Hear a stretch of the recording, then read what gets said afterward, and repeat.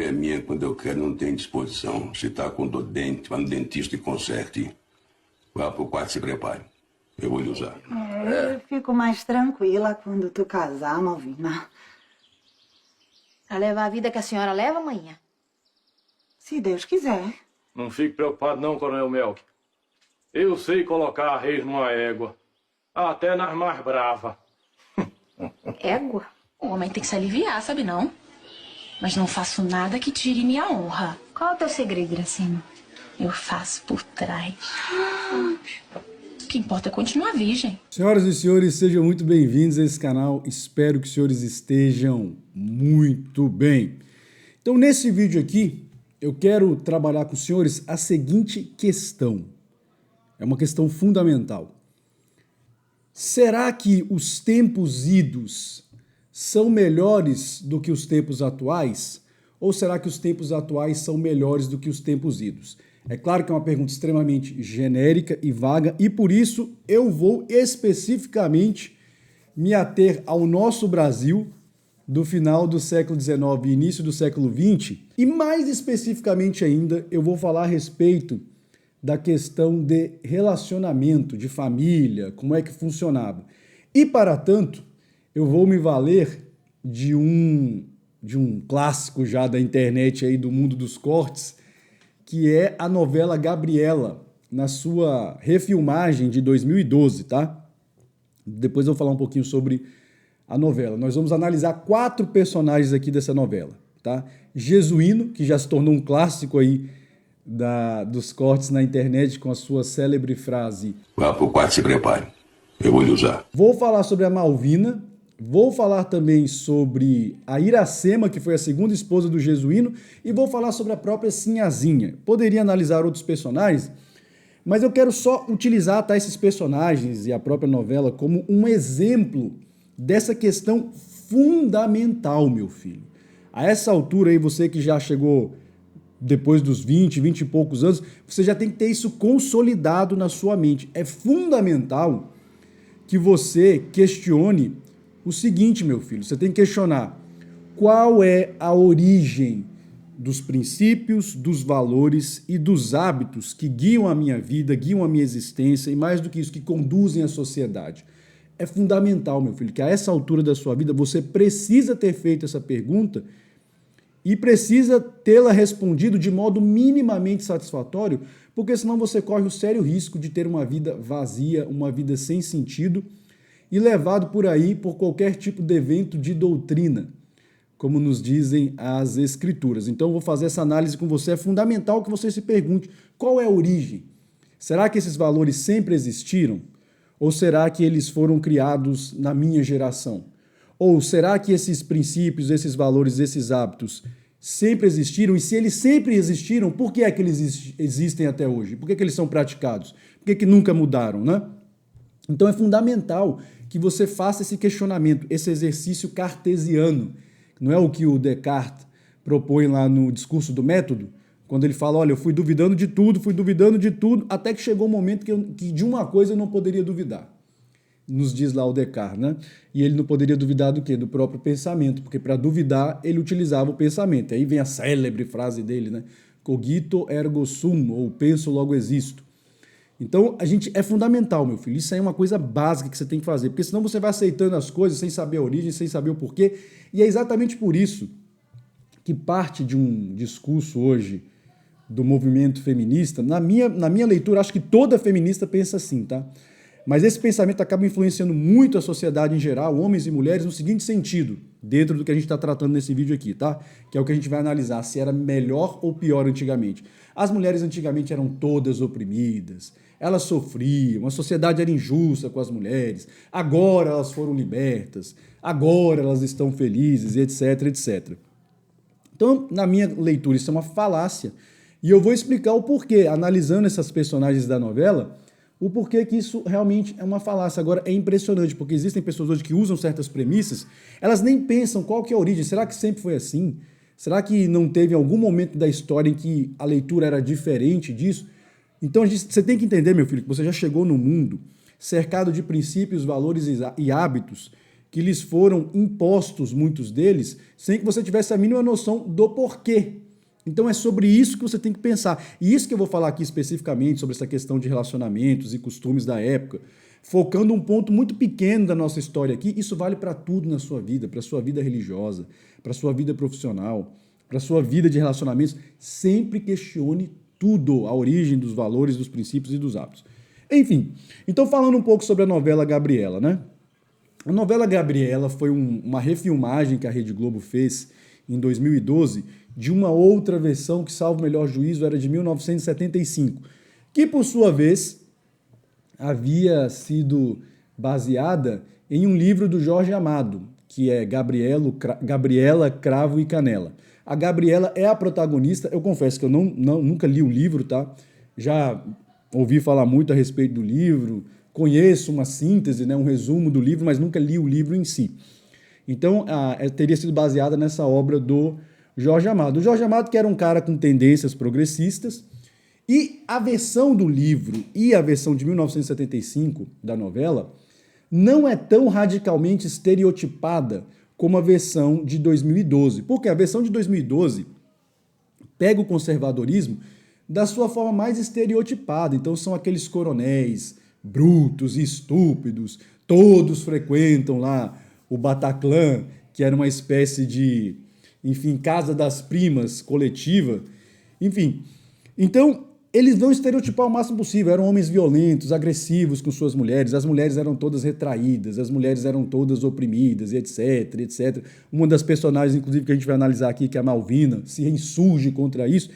Enfim, então a Globo, meu filho, não vai perder tempo. Eles sabiam que em 1975 ainda não cabia essa agenda progressista com toda a intensidade que eles têm batalhado aí nos últimos anos, porque a Globo desde sempre é um agente da desgraça nesse país, né?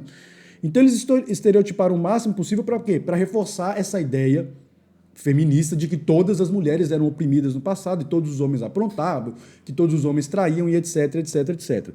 Como eu falei, o próprio Jorge Amado parece que não é muito enfático nessa questão, ele é muito mais sutil, né? Como todo bom escritor tende a ser. Ele faz uma discussão muito mais inteligente do que explicitamente uma propaganda ideológica como que a Globo fez em 1975. Então, o livro trata basicamente sobre isso. O conflito entre uma sociedade conservadora, que a sociedade brasileira de então era considerada muito conservadora, em termos de valores e costumes, e essa novidade que o progressismo traz. E esse conflito é interessante por quê? Porque, geralmente, os progressistas, eles tendem a desprezar o passado. Acha que tudo é retrógrado, tudo é ultrapassado, e não valorizam as conquistas que foram feitas no passado. E muitas vezes os conservadores são resistentes a mudanças que podem ser positivas para a melhoria da sociedade, ou muitas vezes são excessivamente saudosistas, achando que não tinha problema nenhum nas sociedades antigamente. Enfim, o que é o erro, né? Então eu vou falar aqui sobre essas personagens, analisando essas questões, para que a gente faça um balanço. É só um exemplo para que você reflita. Será que realmente, né, os valores, os hábitos e os princípios que eu adoto na minha vida hoje são melhores do que os que as pessoas adotavam até algumas décadas atrás, até alguns séculos atrás ou alguns milênios atrás? Isso é uma questão fundamental que você tem que se perguntar, meu filho. Se você não fez esse questionamento, você realmente é um ser humano que está perdido. Pode ter certeza do que eu estou te falando. Então, como eu falei, nós vamos analisar aqui 4 personagens. Existem outros que eu poderia analisar porque trazem lições importantes. Nós vamos analisar como eles agiram, quais foram as consequências, isso de uma forma muito geral, tá? Extremamente geral. Eu estou tomando como base a novela de 2012, até porque no livro do Jorge Amado, parece que até onde minhas pesquisas alcançaram, há inclusive uma questão de mudança de nomes das personagens. Tá? Então aqui eu vou fazer uma coisa bem geral, só para a gente fazer uma reflexão. Será que realmente é verdade? Antigamente todas as mulheres eram oprimidas, os homens eram todos uns bagunçados e uns zoados, e hoje que a sociedade está muito melhor? Vamos ver se isso é verdade.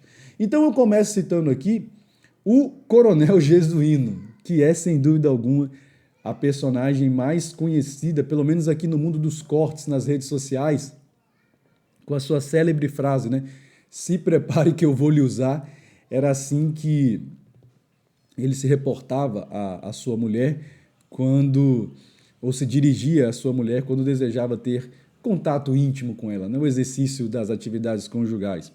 Então ele é o cara mais conhecido nas redes sociais, muito célebre e interessante, né? Que a Gabriela, que é a protagonista do romance, ou pelo menos deveria ser, e também é da novela, acaba não tendo muito destaque aqui no mundo dos cortes. Enfim, então o que o jesuíno representa? O jesuíno representa o homem de um casamento pragmático, certo?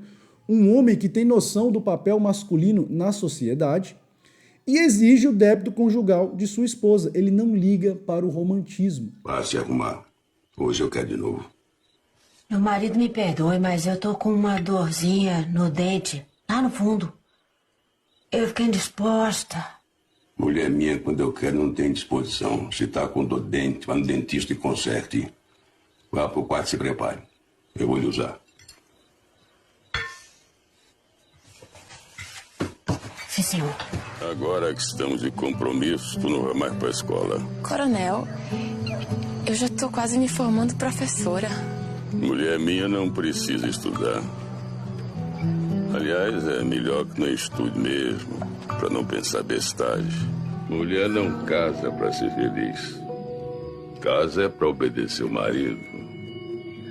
Eu espero que não tenha ideias românticas na cabeça. Isso foi a perdição da falecida. É basicamente isso.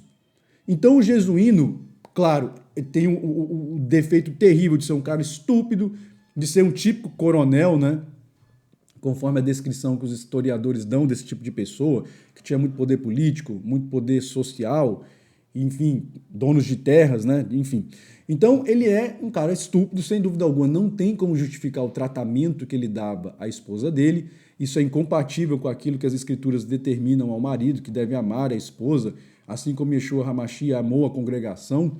Então, não tem como justificar. Agora, como eu falei, a Globo estereotipou o máximo possível. Isso aí você não tem nenhuma dúvida, tá? Que eles queriam mesmo mostrar que, tá vendo, o conservadorismo é um lixo, os ideais progressistas é que são bons. Antigamente, olha como é que os homens tratavam as mulheres, né? Como eu falei, aquilo ali é uma estereotipação, que não tem como ser justificado. Agora, existem pontos positivos no coronel jesuíno que os homens atualmente perderam de vista e que as mulheres, então, estão nadando de braçada em cima. Por exemplo, eu já falei muito aqui sobre a questão do débito conjugal da esposa. Meu filho, se você está em um casamento monogâmico, a sua mulher tem um dever moral de te servir sexualmente. É um absurdo essa crise que eu vejo muitos homens reclamando que se casam e ficam sem poder, enfim, ter relações sexuais porque as mulheres se recusam e toda essa história. Meu filho, se você está numa situação dessa, essa situação humilhante, desculpe, você é um cara que nesse ponto precisa aprender com o coronel jesuíno, sim. Eu sei que vão me chamar de machista, né? Esse vídeo aqui vai ser o puro suco do machismo para muita gente. Agora entenda uma coisa, meu filho, ser chamado de machista hoje em dia é um elogio. É uma prova de que a sua masculinidade está minimamente equilibrada ainda. Porque o que é o oposto do homem machista hoje em dia? É o homem em desconstrução. Que é homem, meu filho, só no nome. Porque o próprio termo homem em desconstrução já sugere o quê? A desconstrução masculina, supostamente para uma nova masculinidade, mas na verdade o que querem? Querem nos transformar a nós homens o quê? Em mocinhas, em mulheres, meu filho. Então se tu cai nessa conversa, você realmente já não tem muito já não tem salvação. Então o coronel jesuíno é o cara que tem noção disso. E outro, ele é um cara que não está se importando para romantismo, meu filho. Quem gosta de romantismo é escritor de romance. É mulher que gosta de dizer, que quer saber de romantismo, mas na hora elas não vão querer saber, né? E aí, enfim. Então ele é essa figura estereotipada de um homem que era pragmático, que sustentava a mulher, isso aí fica muito claro ao longo de toda a história. Ele exigia, sim, que a esposa dele fosse obediente, fosse submissa e cumprisse o débito conjugal. E não estava muito ligando para esse discurso do romantismo, né? Da idealização que a mulher faz de um relacionamento, etc, etc. É claro que a novela utiliza essa justificativa da brutalidade dele depois para justificar o adultério da sinhazinha que eu vou falar aqui, né? Mas nada justifica. Eles quiseram exatamente dizer o quê, né? A lição que eles quiseram passar para nós homens. Olha, se você não for um homem extremamente romântico, que ceda todas as exigências da sua mulher, você vai ser traído, você vai ser chifrado, você vai levar um belo par de cornos e se prepare para isso. Enfim, então o coronel jesuíno, ele representa, sim, uma mentalidade conservadora nesse sentido, que não necessariamente está ligada à mentalidade religiosa, como eu já venho dizendo há alguns anos aqui no canal, né? Conservadorismo e a mentalidade das escrituras não coincidem absolutamente em tudo, mas enfim. Então o Jesuíno era esse cara, que tinha essa consciência. Uma outra personagem muito interessante, que não recebe tanto destaque assim, mas tem muitos momentos interessantes, é a Malvina. Quem era a Malvina? A Malvina era, né, claramente, ela seria a feminista da novela. Diz que me ama, diz que aceita namorar comigo, apesar de eu ser casado. Também tem minhas teorias. Sempre achei que é preciso se libertar das convenções. Então vamos viver o nosso amor. É uma mulher, então, que estaria aí à frente do seu tempo ao defender a emancipação das mulheres. E aí, como é que acaba a história dela? Né? Acaba de uma forma muito trágica. Ela acaba se envolvendo com um homem casado e acaba se perdendo.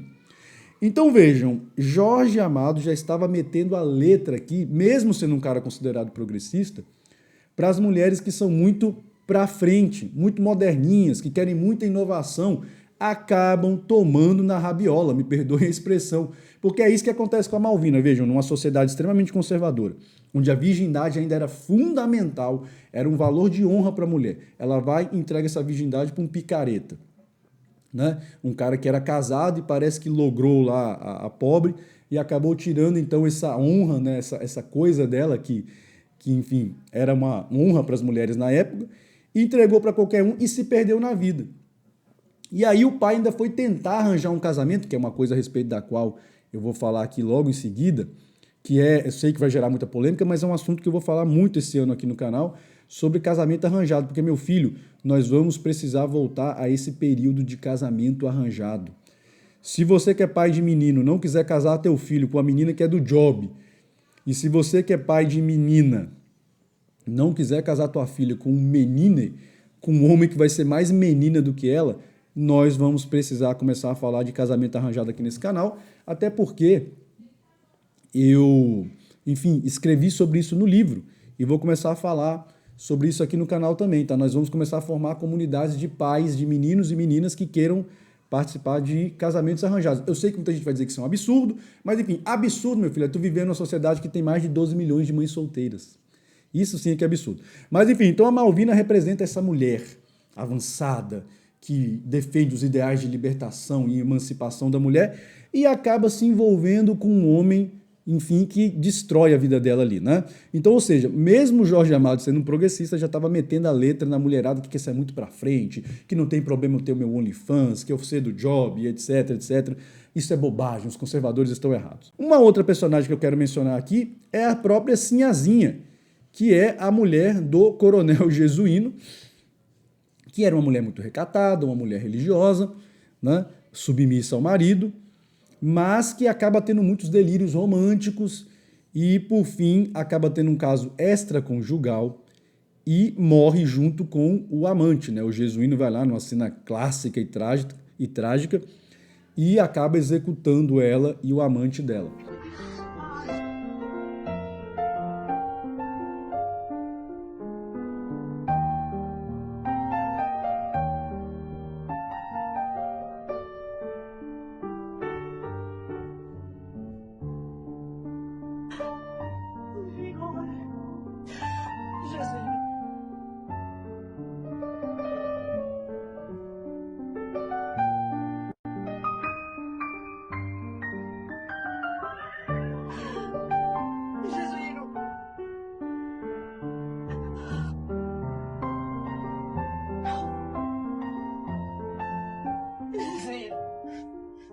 Enfim, o que simboliza essa mulher, essa Sinhazinha nos dias de hoje? São essas mulheres que ficam delirando aí, né, que são casadas ou estão comprometidas e ficam delirando aí nas redes sociais, muitas vezes olhando a vida das outras mulheres que viajam, que têm vidas maravilhosas, enquanto elas ficam ali naquela situação de muita simplicidade ou de muita, né, humildade com o seu companheiro, e elas querem ter aquela vida e não tem, e começam a delirar, daqui a pouco tá querendo trocar o marido, tá querendo trocar o namorado, tá querendo trocar o noivo, e o que vai acontecer? Vão se dar mal.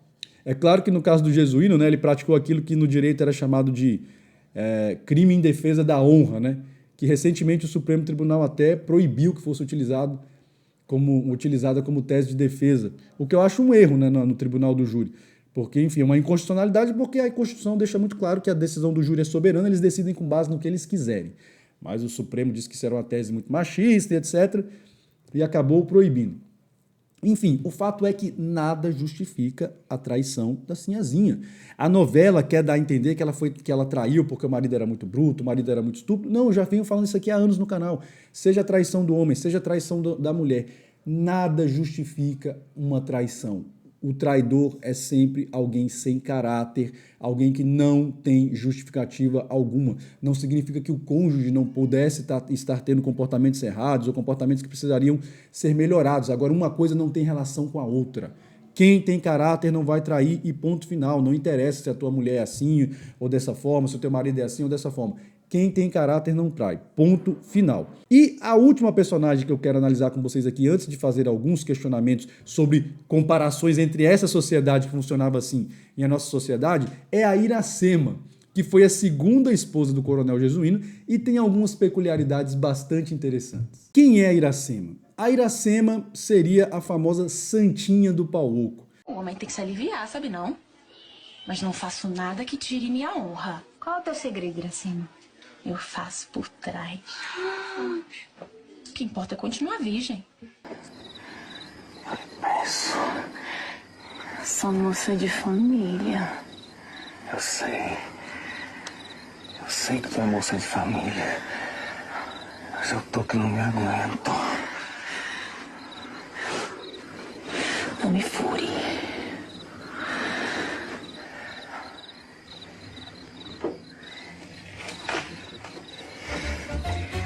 Na frente, não. Esse rapaz, teu namorado, é de boa família? Tem dinheiro? Tem não. Mas nem emprego ele tem. Tu foi entregar teu maior tesouro para um desocupado. Oxe, mãe, me perdoe. Eu sei que eu errei. Tu vai virar Kenga. Kenga não, mãe. Kenga não, por favor, Kenga. Ou seja, aquela mulher que apronta, mas ao menos, meu filho, tem a inteligência de tentar manter as aparências. E aí o que acontece? Ela tinha lá o namoradinho dela, que seria hoje uma espécie de Zé Droguinha da época, não que o cara fosse um Zé Droguinha, mas enfim, não teria lá um grande futuro para dar para ela, segundo ela mesma era um desempregado, enfim. E acaba entregando para ela o tesouro dela, como a mãe fala, né? Acaba sendo desonrada, antigamente tinha isso. O nosso Código Civil até tem... Perdão, o Código Penal de 40 ainda tem expressão, né? Tinha, porque foi retirado com essa mudança de valores da sociedade ao longo do tempo, mas existiam expressões como mulher honrada, a mulher virgem, que era deflorada, enfim, já não existe mais, né? Nós estamos numa sociedade que supostamente é melhor do que essa outra aí, né? Porque antigamente era isso e aquilo, a gente vai ver. Enfim, então o fato é que Iracema, essa menina que apronta, né? Tanto é que tem esse clássico dela, né? Que eu nunca perdi minha honra, mas fazia por trás, né? Enfim. E num dado momento ela fala para a família dela que tinha sido desonrada e tal, mas antes disso o Coronel Jesuíno, que já tinha lá dado cabo da Sinhazinha e do Osmundo, acho que era isso o nome do dentista, propõe a Iracema em casamento. Uma menina mais jovem. Daria para falar sobre um outro aspecto muito interessante, porque as mulheres mais velhas da cidade ficam revoltadas com essa escolha dele por uma mulher mais nova, né? Enfim, né? É sempre essa história. As mulheres mais velhas vão querer que os caras deem uma segunda chance para elas.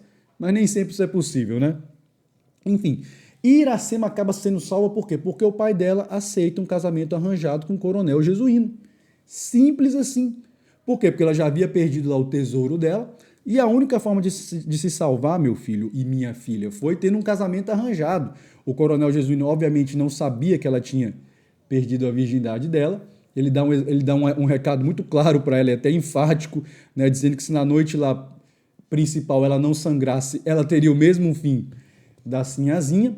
Mas, enfim, então ela acaba pelo menos conseguindo se casar e parece que realmente no final da novela ela se dá muito bem. Ela vai viver lá com a riqueza dele. Enfim, diferente da Malvina, né? Da Malvina que acaba aí se rebelando realmente e não se casa, apesar de o pai dela também, o tal do Coronel Melk, tentar um casamento arranjado para ela. Então, minhas filhas, o que a Iracema nos ensina? Minha filha, tenha noção de uma coisa.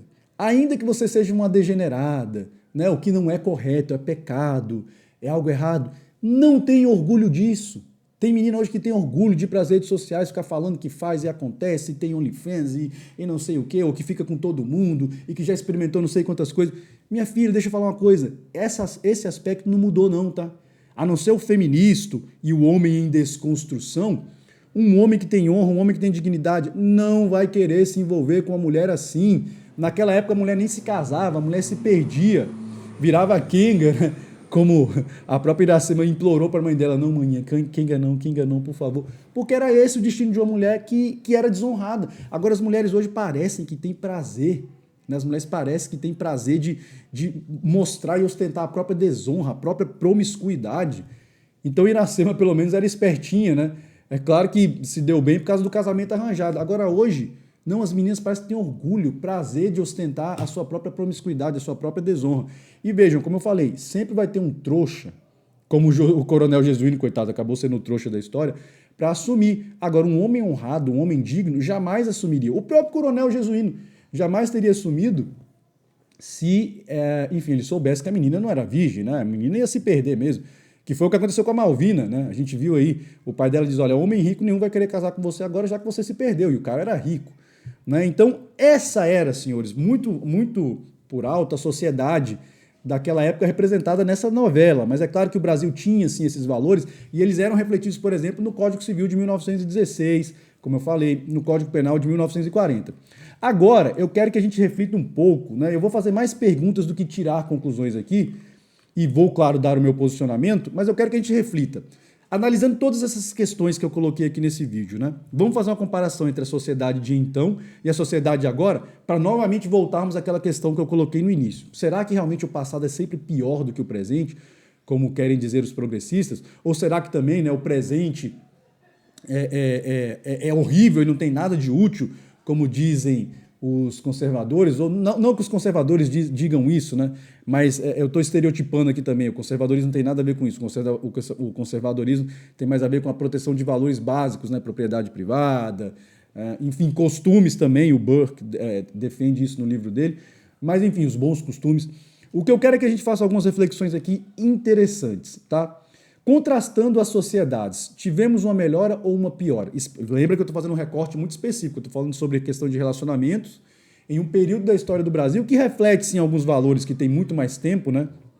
Seculares, eu diria, mas vamos fazer só uma reflexão para você ter realmente um exemplo de que nem sempre, meu filho, o que falam do passado é verdade. E aí eu pergunto para vocês, olha só, será que a sociedade melhorou? Vejam, a sociedade como um todo, atualmente, se degenerou. Ainda que a premissa de que todos os homens eram promíscuos e traíam suas mulheres, né, fosse verdadeira, hoje em dia, meus filhos, tanto homens quanto mulheres são promíscuos e traem. Como é que uma sociedade dessa pode ter melhorado? Porque parte desse discurso feminista, como eu falei, né, eu ouso dizer que todas as feministas pensam assim, né, de que as mulheres antigamente eram todas oprimidas, que a mulher era a tapu do marido, né, como a Beth Friedan coloca. Enfim, ainda que isso fosse verdade, ok? Hoje a gente tem uma sociedade na qual os homens continuam fazendo as mesmas coisas, os que faziam continuam fazendo, os que não faziam não fazem, com a grande diferença de que hoje as mulheres também fazem e têm feito em níveis assim inacreditáveis.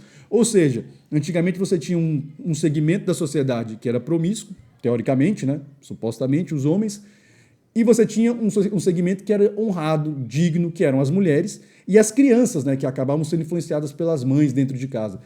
Hoje, os homens e as mulheres são promíscuos. Como é que uma sociedade dessa pode ter melhorado? Pensa, meu filho, como é que uma sociedade dessa pode ter melhorado? Piorou foi tudo. Hoje a gente vê os índices de divórcio só aumentando. Naquela época nem tinha divórcio. Duarte, mas porque não existia. Mas existia o desquite, meu filho. Mas não tinha, os índices de divórcio não existiam. Enfim, então será que a sociedade melhorou? Atualmente, nós vivemos em uma sociedade com quase 12 milhões de mães solteiras, segundo alguns dados aí que eu já pesquisei, né? Aí eu pergunto, como é que pode ter melhorado uma sociedade dessa? Naquela época, meu filho, uma mulher ter filho fora do casamento era motivo de desonra, de vergonha para a família. Hoje é a coisa mais natural do mundo, cheio de mulher aí tendo filho fora do casamento e ninguém vê problema nenhum. Agora, os filhos são criados sem o pai por perto. Muita gente vai dizer, é melhor, porque se for para ter tal tipo de pai. Não, não é melhor. Nunca é melhor que um filho não seja criado pelo pai e pela mãe. Só que a gente tem que normalizar isso. Por quê? Porque a gente vive em uma sociedade que supostamente melhorou, mas nós temos 12 milhões de mães solteiras. Aí eu pergunto, melhorou mesmo? Como é que pode ter melhorado um negócio desse? As mulheres hoje têm o direito de serem exploradas no mercado de trabalho, assim como os homens, e ainda continuam a ter suas obrigações como mães e donas de casa, sendo que muitas mulheres nem marido têm. Aí eu pergunto, melhorou? A hora que transformaram as mulheres em força de trabalho, é claro que eles escravizaram, porque antes elas tinham direito a ser sustentadas pelos seus maridos. Elas perderam esse direito. O homem não tem nenhuma obrigação de sustentar a mulher hoje. Ele disse, não, eu dei a minha metade, ela que pague a outra metade. Ela que arruma um emprego e me ajuda a sustentar essa porcaria. Então, ela perdeu um direito e acredita que ganhou. Ganhou o direito de quê? De ser empregada. Esse só um idiota acha que isso é vantagem. Quer dizer, você quer ficar em casa com seus filhinhos, né? Se divertindo ali com eles, etc. Ou você quer ter que sair para se submeter a um patrão. Você tem que viajar 2 horas para chegar lá, trabalha 8 horas, depois volta para casa, você fica o quê? 12 horas fora de casa. Enquanto isso, os seus filhos são entregues para pessoas que você não conhece. É claro que não é vantagem. Qualquer pessoa inteligente entende que as mulheres não ganharam nada, só perderam. Mas para que existem os intelectuais? Se não para convencer as pessoas de que aquilo que elas perderam, na verdade, foi uma vantagem tremenda. Você que é uma mulher hoje que tem que pegar o ônibus para ir para o seu serviço e se submeter a um chefe que é homem, agradeça a pessoas como Malvina, tá? que lutaram para que vocês tivessem esse direito. Aí, realmente, será que melhorou? Olha só o desabafo dessa mulher aqui, que, enfim, está aí, né, circulando nas redes sociais. Boa noite para vocês. Agora são exatamente 9 horas e 36 minutos da noite. Estou aqui na cidade que eu moro, né, que é Cuiabá. E eu estou exausta, cansada, morta. Acordei hoje 4h30 da manhã. Estou vindo agora de um cliente que eu estava fazendo uma consultoria, né, de uma cliente que está abrindo uma empresa. E assim, o que eu vim trazer de reflexão para vocês, aproveitando a minha exaustão, e eu vim refletindo sobre isso no caminho. Quantas mulheres nesse exato momento estão no descanso de seus lares, protegidas, acolhidas, cuidadas, mantidas, né? Eu falo como uma mulher independente, sozinha, que sustenta o filho, que comprou o próprio carro, que tem a sua casa, que se mantém, que paga suas próprias contas. Gente, eu sei que às vezes nós mulheres temos muito essa necessidade de querer se provar ou provar para as pessoas que nós somos capazes, somos as fodonas, dentre outras coisas. Isso é muito gostoso, realmente é muito legal, mas nada substitui, nada compara o conforto de uma família. Sinceramente, eu trocaria a vida que eu tenho hoje, como mulher sozinha, por ter o aconchego de um lar. Um lar, eu falo, uma família completa. Então, agradeçam as Malvinas da vida, que lutaram por vocês, as Beth Freedens e tantas outras mulheres, né, ali no início no finalzinho do século XIX, na virada para o século XX. Olha só as grandes conquistas que essas mulheres fizeram para você. A sociedade melhorou, minha filha? Você acha que está tudo bom agora? Ou será que antigamente, né, não tinha também os seus valores? A exposição das mulheres e sua objetificação as tornou mais ou menos respeitadas do que antigamente. O que vocês acham? Hoje um homem, ele pensa 2 vezes se ele desvirginar uma mulher? Ou ele vai lá e fala assim, minha filha, o corpo é teu, tuas regras você deu porque você quis, o problema é seu. Será que os homens ainda honram esse tipo de valores? Ou será que hoje a gente olha a mulher como um pedaço de carne que é empoderada e pode fazer o que ela quiser com o corpo dela? E veja, as mulheres continuam... Hoje a gente tem um Bataclan gigante, né? O Bataclan, como eu falei lá, era o lugar onde as Taspu ficavam, né? Hoje você tem isso a céu aberto, a redes sociais abertas, né? No Instagram, meninas se expondo o tempo todo, no Facebook, não vou nem falar dessas outras plataformas onde elas realmente vendem esse tipo de conteúdo. Então, será que as mulheres realmente, isso melhorou? A objetificação da mulher tornou a sociedade melhor? E sobre a questão do casamento arranjado? Meus filhos, entendam uma coisa, isso vai ter que voltar a ser uma realidade, tá? Vai ter que voltar a ser uma realidade. É claro que casamento arranjado sempre foi uma questão segmentada, né? Nem todos os segmentos da sociedade funcionavam assim, né? Uma parte da população sempre viveu de forma diferente, mas eu estou falando em geral, tá? Hoje, vamos esquecer as questões históricas ligadas a esse tema.